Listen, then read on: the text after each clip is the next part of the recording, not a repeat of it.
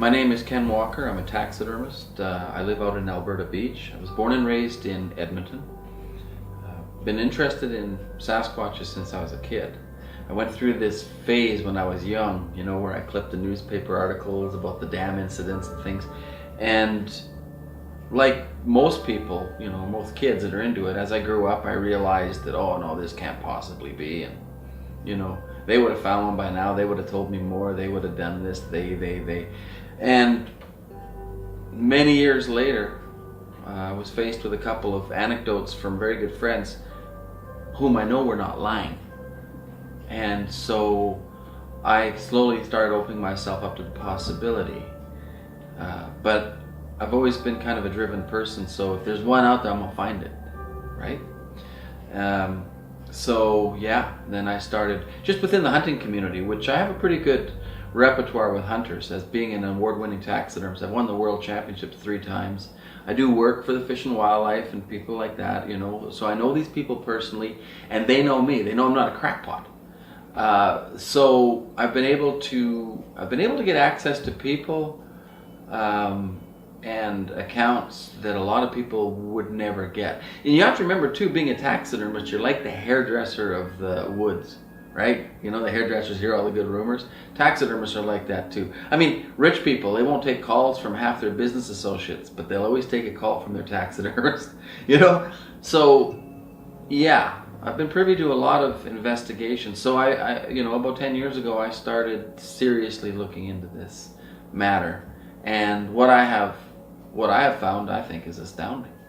I was hunting bears on the old Simpson Timber Road out of Blue Ridge. You know, you go to Blue Ridge, you go down, pass through Blue Ridge, you cross the river, and then you take the first left. Now that used to be the only road. They called it the Simpson Timber Road. We used to hunt bears on that when I was, oh man, when I was a kid, 16, 17 years old. And the thing is that, well, I'm 55 now, so I'll give you an idea how long ago that was. And we were driving down that road, and something ran across the road. And my buddy with me actually said, "Is that a Sasquatch?" And I said, "No, it was a man. No such thing as a Sasquatch." But what ran across the road was dressed all in black. It was quite far, and it was acting very, very afraid. But there was a long sloping hill that went from, like, it ran from left to right, from my perspective. So he, when it ran up the hill, it didn't slow down. Even bears don't do that. Everything that runs uphill tends to slow down. This thing didn't. And I thought, who is this guy? And I thought, well, there has to be a cut line there because he hit the bush going 30 miles an hour. So when I got up there was no cut line. So he hit solid bush. And it always stuck with me over the years because it just didn't make sense. All these years later, from what I know now, it makes far more sense that it was a Sasquatch than it being a person. Now, that being saying, I know Sasquatches are real. I know too many people who've seen them. I do know people who've shot them. And yeah, so I've had a lot of people come through my shop, and most of the accounts that I hear, you know, more or less sworn not to repeat them just because people want nothing to do with it. I very much like to talk to people, not who want to see a Sasquatch, but who don't want to see one and claim they saw it, because it's a big difference between the whole thing. Well, I think I saw one. Oh yeah, I did see one. No, they're saying, I don't know what I saw and I wish I'd never seen it because now I'm scared to go in the woods. Those sort of anecdotes in the hunting community. And hunters are the best witnesses because even though they can't tell you what they saw, they can tell you what they didn't see, you know. The most common thing I hear was, it wasn't a bear. It wasn't a bear. You know, when I think about what I saw, I mean, it was far. Like, it was 300-400 yards at least in front of me. I mean, too far to actually see if it was covered in hair. But it was uniform color from the top of his head to the bottom of its feet, you know, from what I could see. And it ran. If you've ever seen the famous Memorial Day footage, that's exactly what I saw. You know, something running scared. And, you know, I got this sense of fear from the whole thing, the way it was acting, and I also got this sense of, you know, get to those trees no matter what it takes. Now, it didn't seem to be all that big, okay, because I was thinking, well, if that's some dude, you know, out here, like, 'cause right away you think poacher, right? If that's some dude poaching, all he had to do is stay in the trees and let me drive by. Didn't make sense. But now if I think about it and I think, what if it is a younger one? Well, before I crested that hill, I didn't see the bigger one cross the road. And the little one panicked and ran to catch up to the one I didn't see. Now that makes a lot of sense, because in the majority of good film and good cases, there's usually young ones involved. The Patterson footage, people don't know the story behind that, but they were tracking 3, her and 2 small ones. And yet she walked through the middle of an open clearing.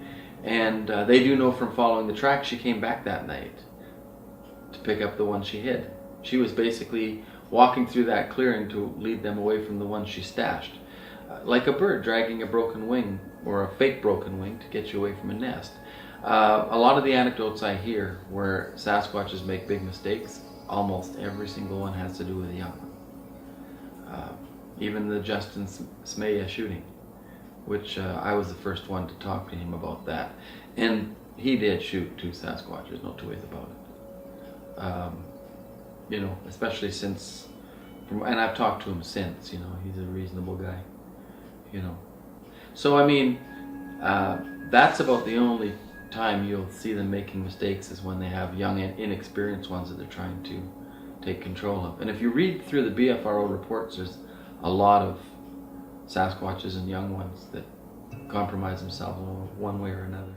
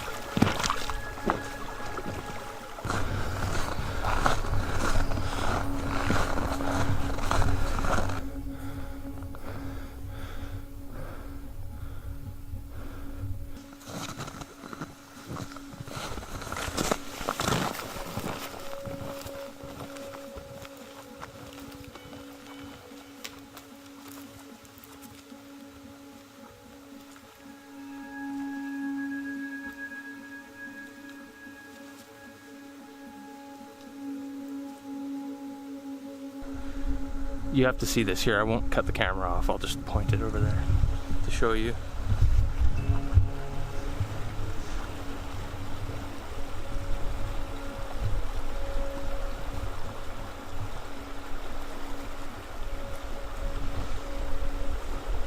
So all the way on the other side of the river there, that tree fell over and landed directly on top of that tree that's sticking up, that half tree.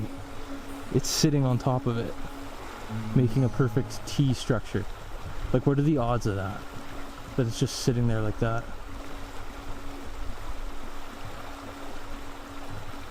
That's very strange. Highly unlikely, but it happened. So, you know, weird things can happen out in nature. If it is natural, you know, maybe something did put that tree on top of that one there. There's not very good odds that it would fall and land and just be resting there like that and not roll off.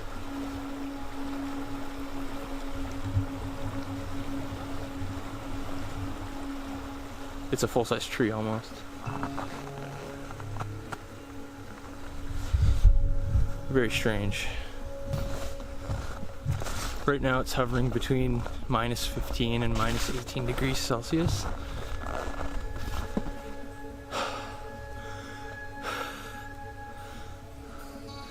the last video I made, the last documentary, people were saying that it wasn't actually as cold as I said it was because you couldn't see my breath.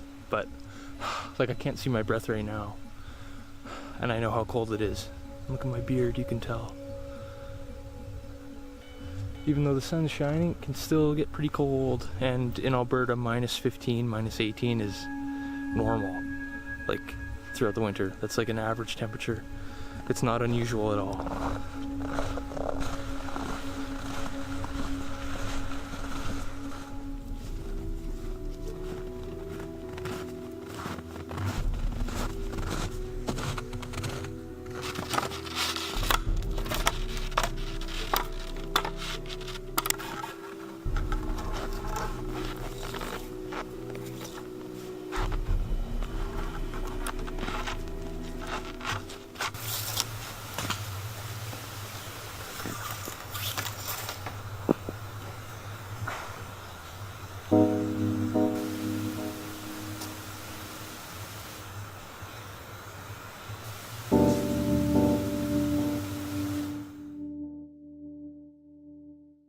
You know, everybody says they want to find where there's a Sasquatch, you know.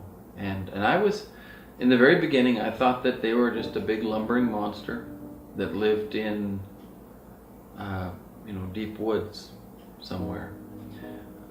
I've since come to the realization a long time ago that's not true. Sasquatch is basically anywhere that he wants to go. Now, obviously, they're going to be a lot safer in a remote area, and that's has something to do with how they winter. They get themselves in very remote areas for the winter. But for some reason or another, historically, they like mountains. They like steep terrain. You know, they seem to like places where people can't go. Almost everything about their whole existence is staying away from us.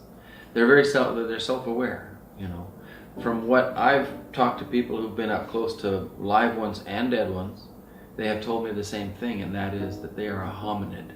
They're not an animal.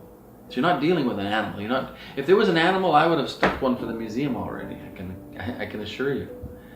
There's a lot of people who've seen them at the distance and just automatically assumed, like I did, that they're another person. But if you start getting into the morphology and things, you can understand that they're not.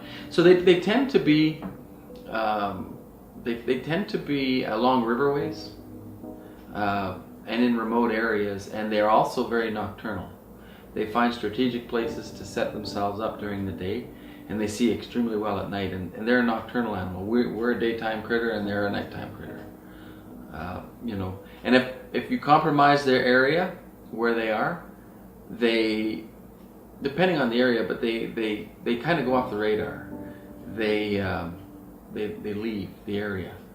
Once this animal is officially discovered and recognized, we're going to learn that there's a lot about them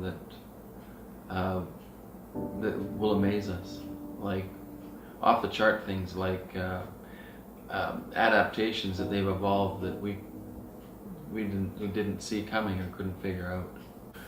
You know, there's always a reason for anything to be secretive or reclusive. I hunt trophy whitetails.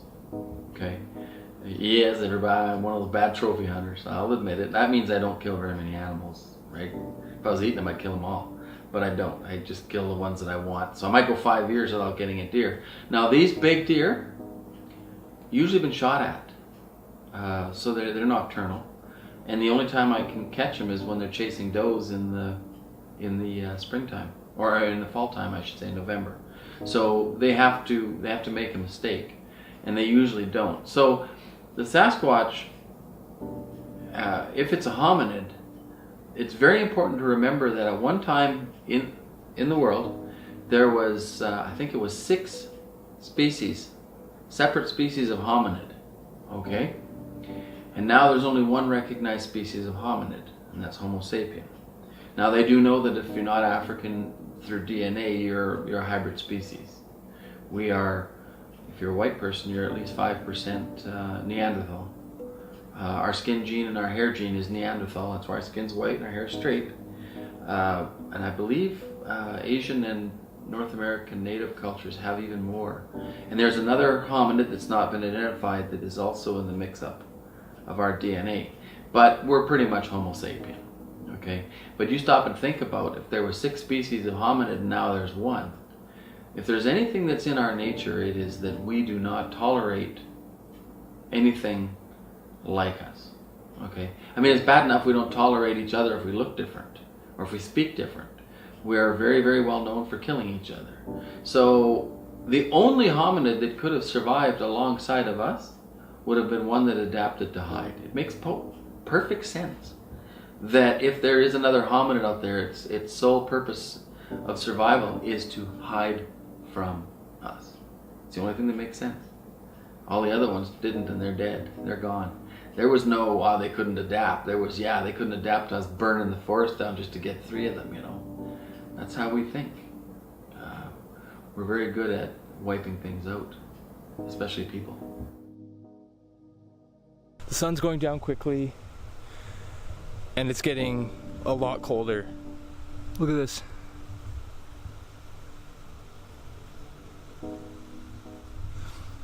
It's freezing.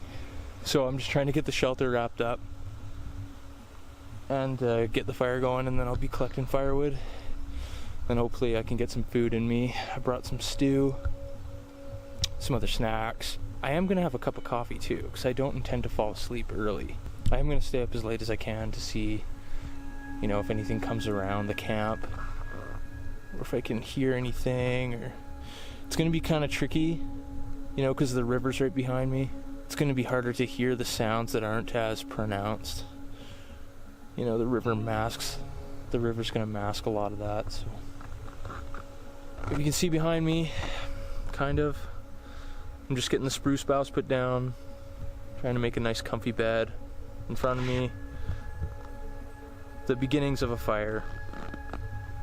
I gotta collect a lot more wood for the night, but just gonna get the bed made up with the spruce boughs and then throw my tarp on top.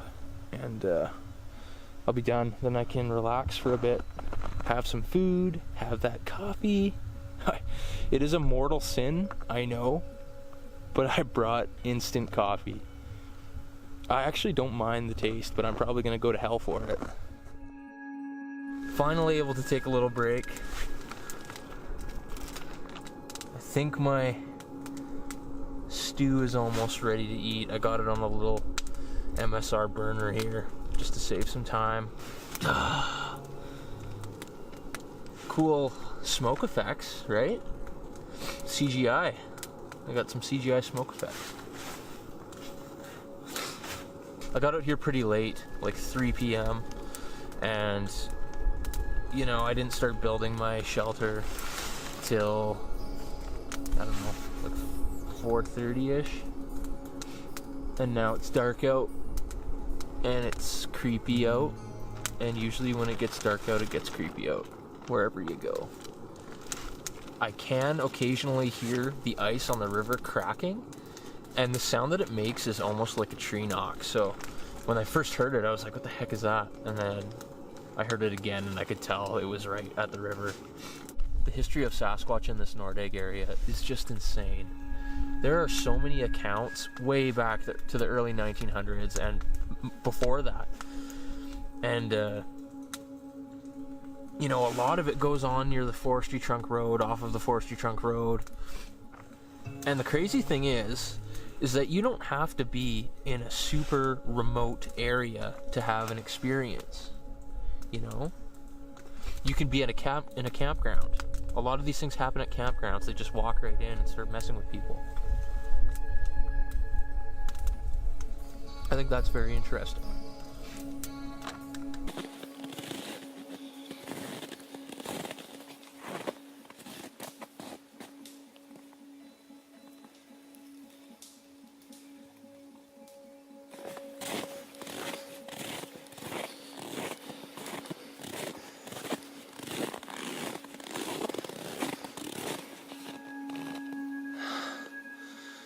No signs of anything yet. All I can hear is the wind. No howls. Nothing. Sometimes I don't know why I do this shit. Okay, that was a weird sound. I don't know if that picked up on camera. Came from this direction.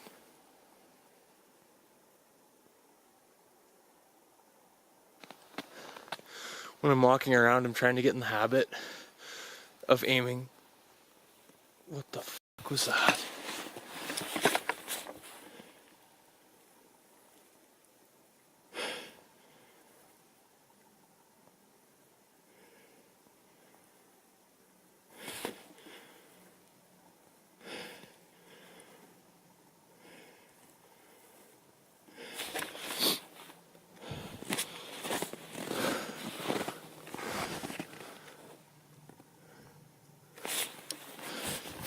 Okay, I actually just heard something.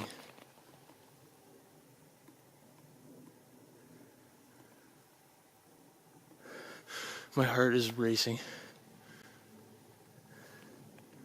I can hear an airplane now.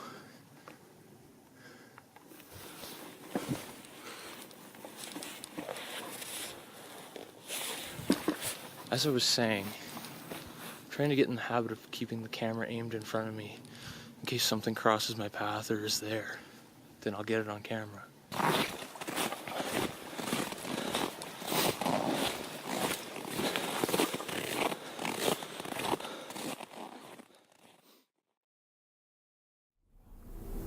There has been a DNA study, okay, and a lot of people like poo-poo it and say, well, you know, Melba Ketchum's DNA study.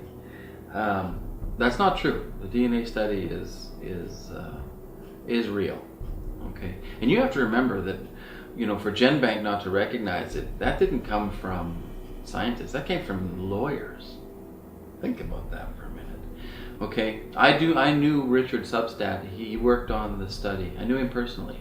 Unfortunately, he passed away of cancer, but he was a very cool guy, and he didn't believe in Sasquatches until he was involved in that study.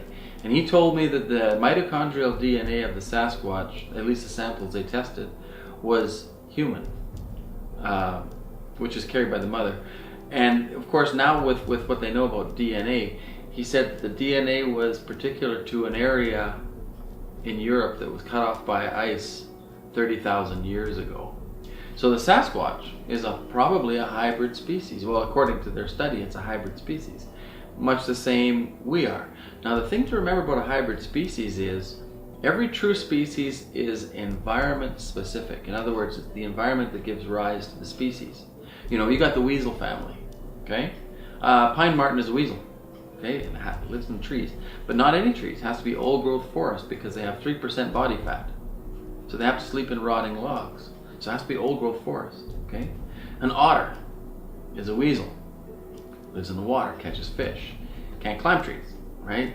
It's a weasel, but it's shaped by its environment, okay? Now, if you were to cross a marten and a weasel, you would have an animal that could live almost anywhere. And so when you have people that are of a hybrid species, you have Inuit living in the most inhospitable place in the world. You have you know, people living in cold countries, up mountains, all over the place. So like a mule deer is a hybrid species. You got mule deer in the desert. You got them in the mountains. You got them in the parklands. You got them in the prairies. There's mule deer for almost every environment because the environment didn't give rise to the species. The species just adapted to other environments. So the Sasquatch, being a hybrid species, would mean that doesn't matter where it is, it can thrive as long as it can think. They have the ability to be extremely dangerous. I also believe they're predatory. I believe firmly that if this is something that is symbiotic with nature, and it is a hunter, there's no two ways about it, it hunts, then there has to be situations where they have taken people. There has to be. Well, the natives talked about it constantly. But they are also smart enough to know that there's consequences to such a thing. Because I'm sure if they've ever grabbed somebody, all of a sudden the forests are full of people looking for them. You know, that's learned behavior.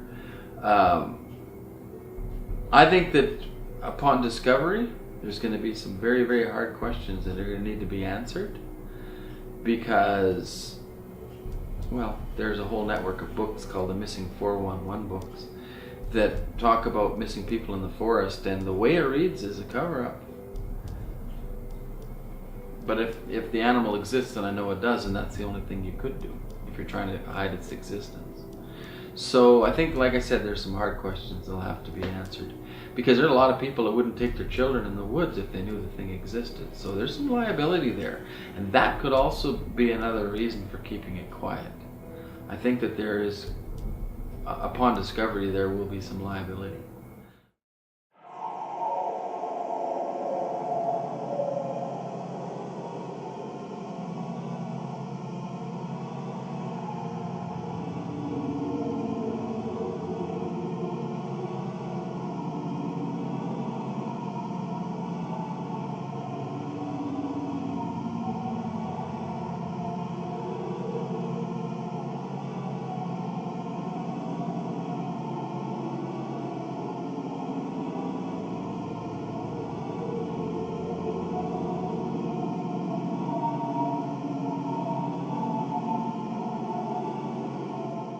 This is a recreation of a Sasquatch based on the measurements taken from the Patterson film stills.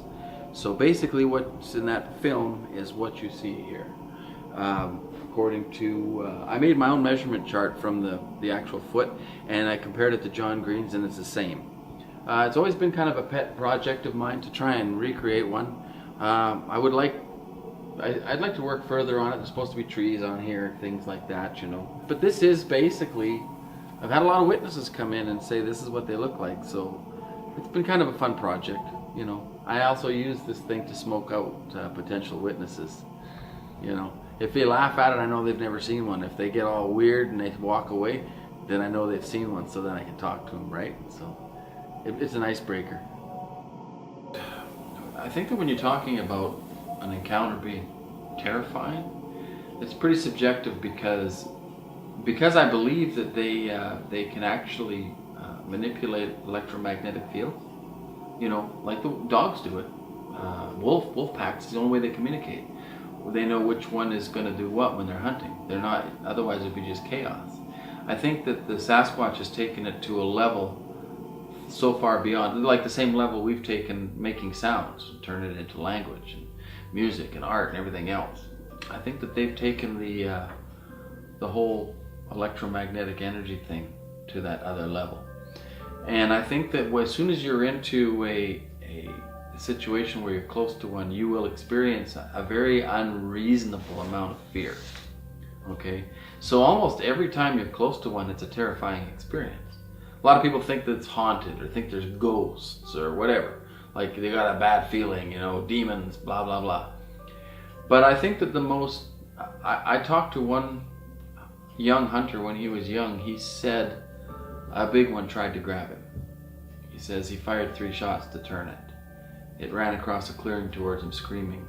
And he was just a kid. He fired 3 shots, and he was visibly shaken just telling the story. Like he started to relive it.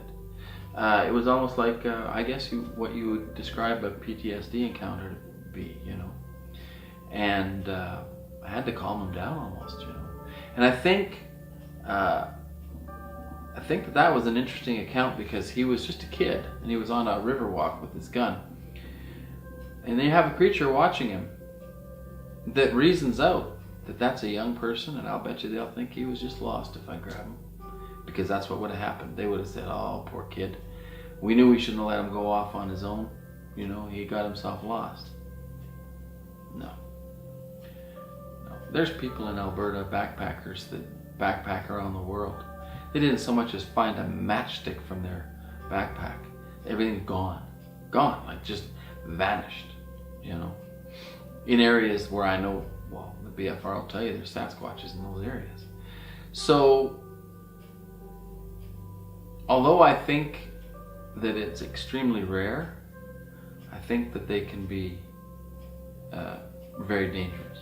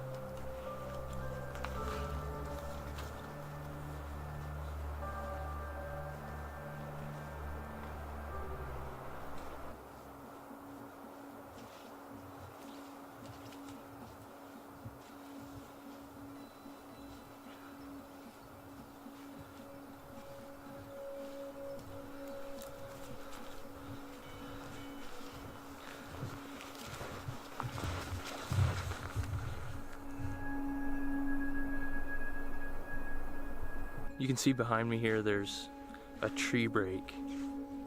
I have to admit I'm not huge on this tree break thing. I have seen weird tree structures, and you know, you'll find branch twisting and stranger things than just branch breaking. Like, it doesn't mean a whole lot to me. Apparently the Sasquatch will break branches at certain heights or whatever to mark their territory or to mark trails or to let you know that they're there.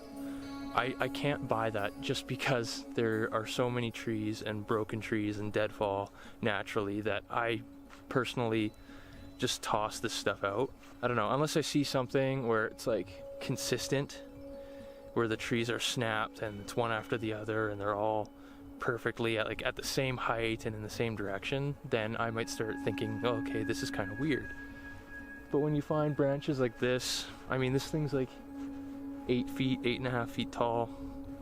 It's the right height, right, for a Sasquatch. But I don't, it doesn't mean anything to me. I'm sorry to say. It's a clean break, you know, they say, oh, it's a clean break, like the hands just grabbed it right up there and snapped it, but there are so many other things out here that can break branches, and these trees are just exposed to the elements 24/7 for hundreds of years. Like, there's better pieces of evidence out there. The tree structures are more appealing, right?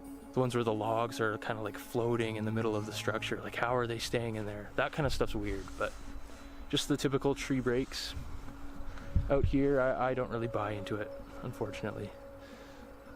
That's just my opinion. I know a lot of people are against my opinions, but I'm allowed to believe whatever I want, and so are you. And that's the beauty of it, right? As long as we don't get into arguments and we stay civil. Hard thing to do in the Bigfoot world, I know. It's very interesting with the tree structures, and I'll tell you my experience with it. I was already in an area looking for Sasquatches that my friends had taken me to. When I spotted the first tree structure, you'll see a lot of on a lot of like Survivor Man and Todd Standing stuff. Like, you'll see that big teepee one. That was the first one that the trapper and I actually discovered. Now, the only reason that I recognized it while we were skidooing past it was because of my research online. There was all of these tree structures from Florida to Alaska. The people, you know, researchers saying is you'll find these structures if you're in an area that has Sasquatches. Well, so yeah, they basically correlated exactly. Like, the people who took me in there didn't find the tree structures. I did. I found those. And I took another fellow in there, and he knew a little bit about them as well, and we found a bunch more. And then I found another area out there with some amazing ones. Also an area out there where the Sasquatch have been feeding on bones, and there's tooth marks on the bones. Now, I know somebody did a study on that, and I need to get some of that stuff to him. But I've had to be real quiet because I don't want these other guys going in there and turning it into a freaking circus. You know, I don't like the idea of coming forward with anything without evidence, you know. I mean, I can make an awful lot of claims. I can say Sasquatch bury their dead. I can say Sasquatch gift their dead. Okay? But I can't necessarily take you and show you a grave. I can't show you, where they buried one or things like that without betraying maybe somebody's confidence. And the thing is, I know that those two statements are true, but I can't prove them in a proper way, and until I can only say something like that.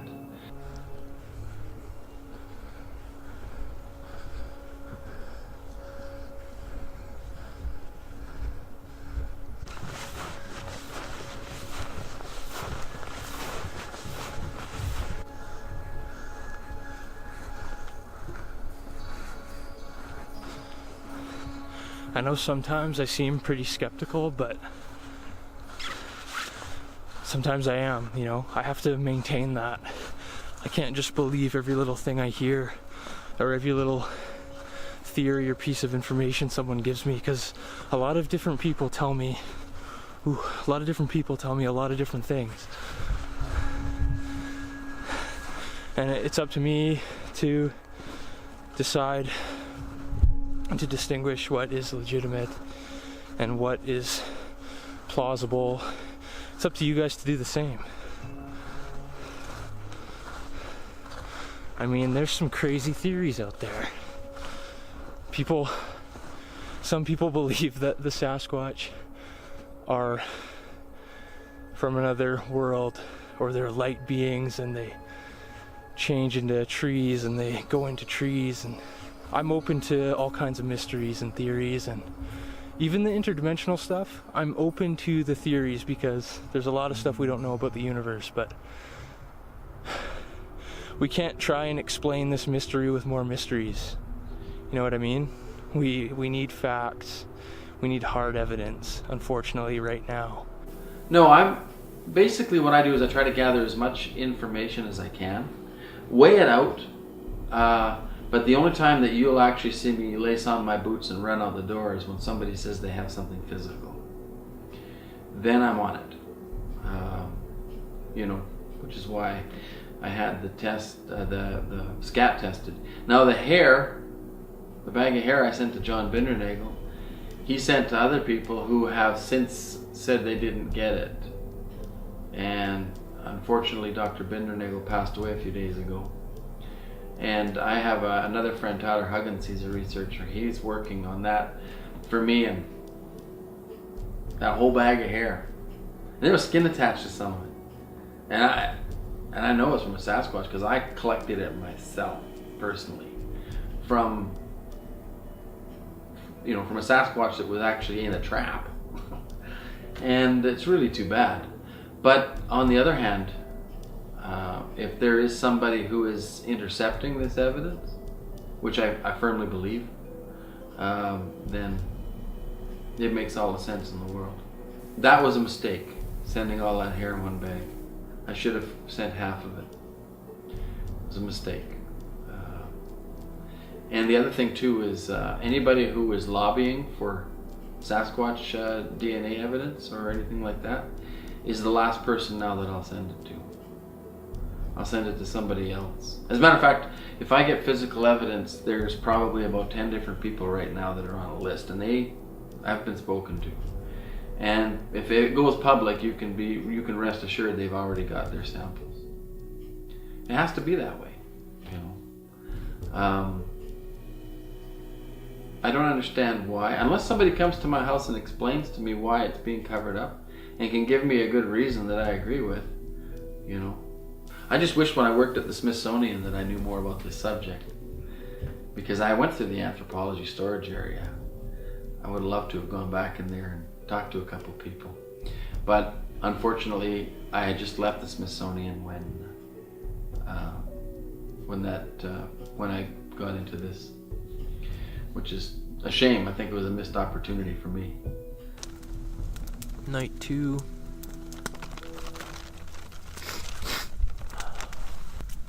Another cold night, no activity. Time at home goes by so fast. You do the same thing every night. You watch Netflix, you have dinner, or whatever.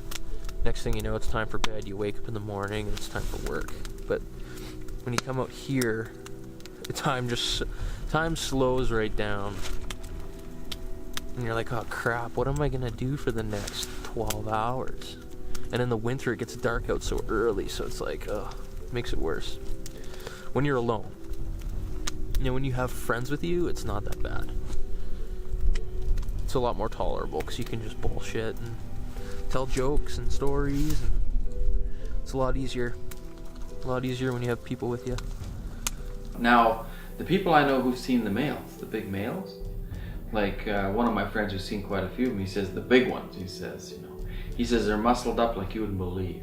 Like they are just prime specimens, like super Arnold Schwarzenegger on steroids type physiques on them. And apparently it's really something to behold. Like they are so intimidating. They're just, very much shoulders, and narrower to the hips, whereas Patty had the wide hips, she looked like a female, in a lot of ways if you look at the differences. So I think that, and the males are a lot bigger, a lot taller. You know, big tracks are like, 19 inches long.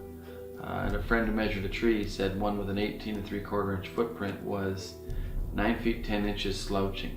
But the big ones slouch anyways. They have that almost like a humpback appearance. You can see the break in the back even on the Patterson footage. And then some of these little photographs that I have. When I look at photographs of Sasquatches, the rounded, the break to the shoulder is one of the first things I look for. Not saying they don't straighten up like the Peguis tape where the one's looking up in the trees.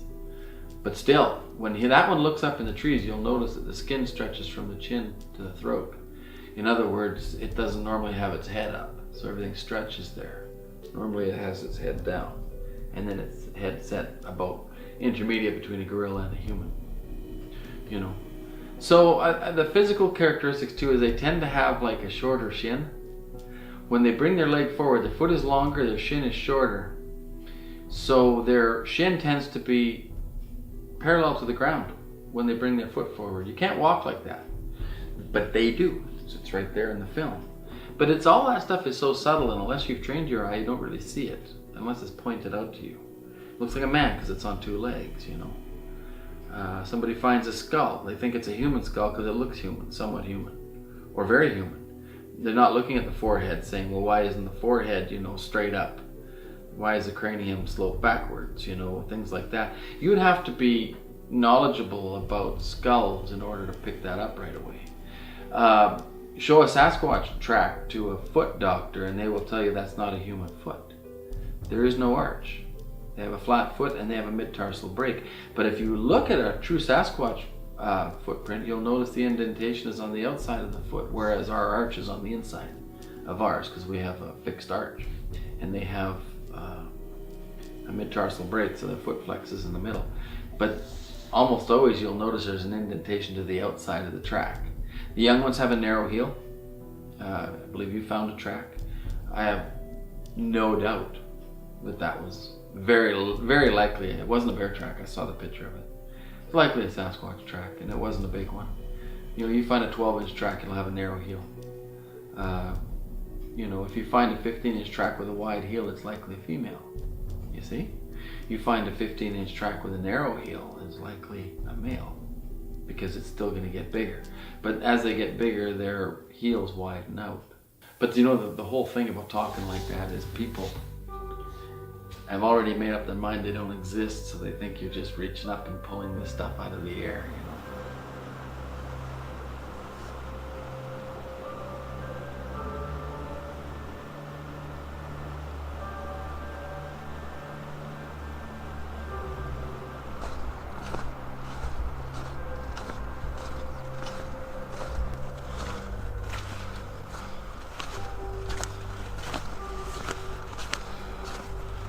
I had something to say about skeptical people too.